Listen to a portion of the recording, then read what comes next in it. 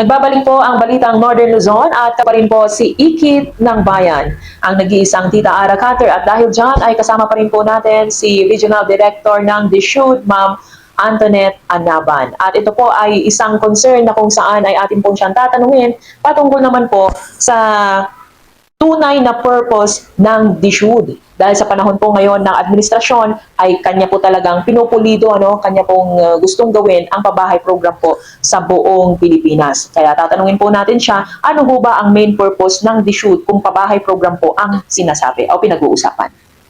So, ang mandato natin is, dahil meron kasi tayong mga housing backlogs dito sa, not only in CAR but also throughout the country. So, we are trying to address itong housing backlogs. Bakit natin i-address? I-address natin ito kasi yung mga walang bahay, sila po yung nagiging problema natin. Totoo. Na they nagre-resort sa squatting, they can set up their dwelling doon sa hindi safe na mga location, na during disaster sila din naman yung tatamaan and sila din yung ating mga beneficiaries. And it would be a recurring issue na yan, na-encounter natin. And that's a leak from our budget, from the fund of the government. So, ang tinitingnan na natin dito sa 40H kasi parang we are already establishing a sustainable and resilient community na dapat well-planned na yung ating community. So, yun yung isang ini-implement natin doon sa 40H. Kaya meron tayo itong observation ng 40% na open space. So, ang gusto talaga ng ating secretary is dapat yung park natin doon ay common access po ng mga homeowners. Hindi pwedeng malapit dito lang na group of homeowners or mga residents. Dapat equal access po sa yon. And that is already one of the insights or lesson that we learned during the COVID-19, di ba? Yung mga kumpul-kumpul na yun. So we need a space to breathe. Dapat may circulation ng hangin, mga ganon. So, yun, and that the people would also enjoy. But we make them also responsible, kaya pumapasok po yung Homeowners Association because we want them to be responsible in maintaining itong mga open spaces nila. And also, sa DSUD kasi part din natin, ng mandate natin is yung pagkakaroon ng land use plan, no? We provide technical assistance to the local government units to come up with their comprehensive land use plan para yun po yung basis nila para sa zoning, pag-end up ng zoning ordinances nila. In that case, that would really contribute na doon sa well-planned communities na kung ano po yung naka-designate na land use or zoning ng isang area is dapat yun talagang susunod na susundan natin para ganun is magiging sustainable pa rin and resilient yan. So, yung mga, so yun, aim at addressing itong mga housing backlogs or housing needs ng region is already providing them also with a community to live in, no? And also, iniiwasan natin yung pagkakaroon ng, di ba kasi pag ang nag-issue kasi siya dyan doon sa lupa and the bahay, no? Yes. So, kung may lupa ka, wala kang bahay, wala ka pa ring bahay. So, you're still counted under housing backlog, di ba? So, yun. So, ang ginagawa natin is, as much as possible, lote na and the building. Yun po. So, it needs a lot of social preparation. Para, kasi tayo is, sa Cordillera, ang isang naging issue natin is, ay, naku, we don't need condominiums para sa Baguio lang yan and all. But we need to consider na yung population natin is ever growing exponentially po. Pero yung land natin hindi siya nag-grow. So there is already an increasing competing need of the land. Kaya kailangan natin na kung marami ka pang lupa dyan, yes, maraming lupa dyan. Pero from ngayon, simulan na natin na i-optimize po yung use ng land. So yun po yung isang na pinopromote namin. And sa mga LGUs naman, when we say na ganun po yung na nag-increase kasi yung population, there will come a time na wala nang babahayan, and also from the start, we need to already start it right. So yun, may mga LGUs na po tayo na mga mako-convince. Opo. Ngunit nakakalungkot po na ito po'y aming sabihin sa inyo at ayaw din po sana naming talakayin. Ngunit ito po'y isang malaking problema dito po sa lungsod ng Baguio sapagkat meron na pong mga request ng demolition, letter na natatanggap po sa ating mga military base o military reserve na lote dito sa lungsod ng Baguio. Ano naman po ang ating maitutulong sa kanila sapagkat meron na po silang natatanggap na letter ng demolition mula po sa ating LGU? Yes po, Tita Ara. Actually, we were approached by PMA last year.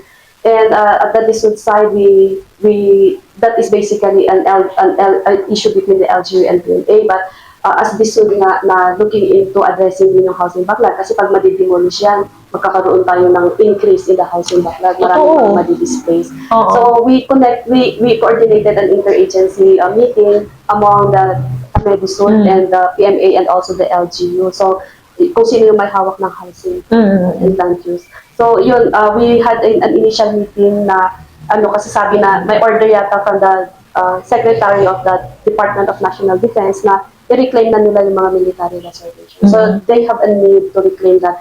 Pero ang problema nga natin may mga nakatayo na ng mga bahay. And based on the initial profile na nagawa ng PMA, these are owned by the mga retired officials. Yes. Mga retired officials, mga veterans, mga heirs nila, mga relatives. Ang iba, binenta pa nila. And wala kasing nasunod dito na zoning. So, kinausap namin ang PMA kung meron din silang plan for housing. Kasi nga ang 4PH naman is not exclusively na LGU yung proponent. Pwede rin kasi ang national agency. That's good. Especially na that's their own jurisdiction. So, ang tinitingnan namin doon is if they can provide or set aside or identify na lang a site for they can be consolidated or relocated. Para sa ganun, hindi sila parang mushroom na nandun na lang. Wala kasing pattern yun and hindi siya na-maximize kasi yung use of the land. At the very least, yun yung sinabi namin, if they could identify nga yung specific area for them to also as part of the relocation and to be developed sana into 4PH para ma-maximize. Pero ang based doon naman sa meeting namin, when we asked about the prevention ng prevention measure ng PMA para while we are addressing yung mga existing, dapat mag-stop na yung pag-establish o pag-construct ng mga illegal structures doon. Meron naman na daw silang mga measures to prevent it. So, we are just dealing with the existing na. So, we also involve the MSWD at saka si CBAW din. We engage them kasi we want the MSWD to undertake social preparation sa mga ito. And considering na we are seeing green light na nga doon sa socialized housing ng LGU, yung profile kasi is to let them identify kung they can be qualified to any of the socialized housing program or project of the LGU. So yun naman. Okay. However, here is now the dilemma, ma'am. Yeah. We have 3 sites ng military reserve dito sa lungsod ng Baguio. We have the Luwangkan, we have the Navy base, we have the Camp Allen. Yeah. And 3 of that, isa po ang merong approved plan. During the time of Attorney Mauricio Dumagan as the mayor of Baguio, may approved plan po siya na naibigay na papeles dito po sa mga homeowners ng Navy base. At nakikita naman po natin ang buong Navy base ngayon, meron na pong mga commercial building po dyan. Meron na pong malalaking building dyan. At kung sasamuhin po natin, ang dami pong nakatira nga po dyan na mga veterans po at mga dating militar at yung mga anak po nila, tama po yung sinabi ni ma'am kanina. Ang request lamang po nila, ma'am, ito po, nakikiusap po sila na kung maaari daw, bilhin nila ang lote ng gobyerno sa Navy base, sa presyong gobyerno, wag lang silang paalisin doon sapagkat nakatira na sila doon mula pa noong 1960s, 1950s. So kung maaari lang naman, dahil kung inyo pong pupuntahan ang Navy base ngayon, Camp Allen at Luwakan, ay saan pa po ba sila magte-train? Ito pong mga sinasabi nila na mga soldiers natin o mga militar ho natin. Saan pa po ba sila magte-train doon? Samantalang wala na pong open space, napakaliit na lamang po. Yeah. Ano po yung ating opinion o ano pong masasabi natin doon, ma'am, sa request po nila na yun? Yes. So we also look into the need din ng national defense, no, kasi jurisdiction nila yan and there is already a proclamation to that. So ang usually kasi na ginagawa natin, kung halimbawa for the case of sa Upper Victoria Village and doon sa motor pool sa Lower Aquarium, no, na talagang settled na yung mga tao doon. Yes. And with thorough study talaga na talagang for siya, for declaration na sana siya. We dapat may legislation pa rin kasi makailangan dyan. But this legislation should be supported nga by documentary requirements or thorough study, parang nga yung sinabi nyo na yung approved plan that can also support that. But this should be conferred also with the Department of National Defense. So sa national level po yung pag-uusap. But yung gusto kong i-emphasize dito is that's a proclamation, that's a law, so it needs another law for the amendment of that or the segregation from the So it is proclamation. possible. It is possible. It naman. is possible by But the it's help of based- the congressman. Yes, by the help of the congressman, and that is based on the result of the study. Ayun. Kasi meron tayong mga proclamation committee, mga interagency committees kasi na involve yung mga LGU, and that's where the DSUD also would lead in that interagency committee. So that in our meeting na doon with PMA and the LGU, actually may follow-up meeting pa sana ngayon. Na we are planning for a follow-up meeting kasi hindi na natuloy yung follow-up meeting namin last time because the CSWDO has already conducted a profiling na nga. Oh, So, since 4PH is babayaran yan, yun na po, yung tinignan din ng part of the profiling is yung capacity nila to pay, yung amortization for the 4PH, and your interest nila to avail of that 4PH project natin.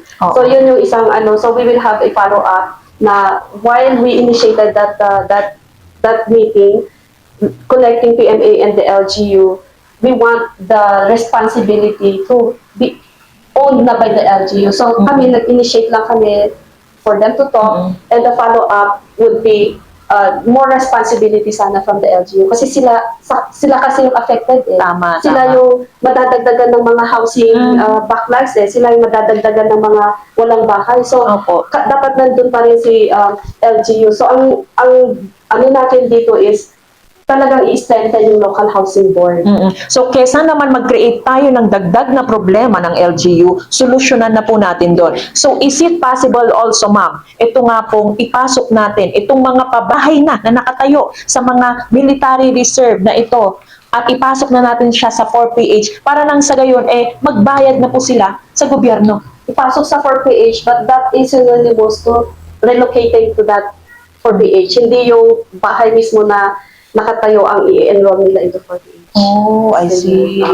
Kaya maganda talaga na if the PMA has already identified na yung relocation ng kanilang mga bahay so that they can reclaim more space for their training ground. Oo, kasi hindi ka naman pwedeng mag-demolish na wala ka din pong ma-identify na relocation Yun talaga, site. Nasa batas po. That is the ideal.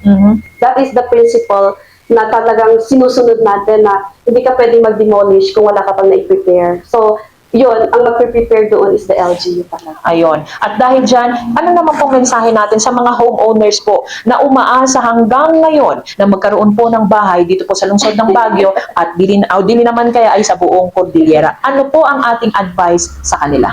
Sa ating mga homeowners, let us be open-minded no, sa pagkakaroon ng condo type na housing because as much as we want na horizontal sana yung socialized housing projects natin, hindi po talaga kakayanin considering na it's a fact nga na 15% lang po yung alienable and disposable na land natin.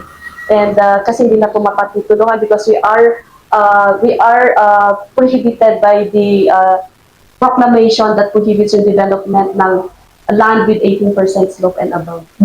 So yun, kaya wala tayong mapapataytalan and all. And that is one of the legislative agenda of the region na baka pwede naman na isama na si Baguio kasi may na-exempt na si Benguet and Cebu from that prohibition ng 18% slope na development na baka pwedeng isama na rin si Baguio. Anyway, Baguio is within Benguet naman by geographical location and also the other provinces in CAR. Pero syempre kung hindi naman yun yung full naman na development, so may mga policies pa rin when it comes to how we develop itong A and B na more than 18% slope. Pero very critical po talaga na ang isang tinan din natin is the exemption siguro ng CAR from the 18% slope no na development kasi kasi habang nandyan pa po yan, yung 18% slope sa Quirino Hill.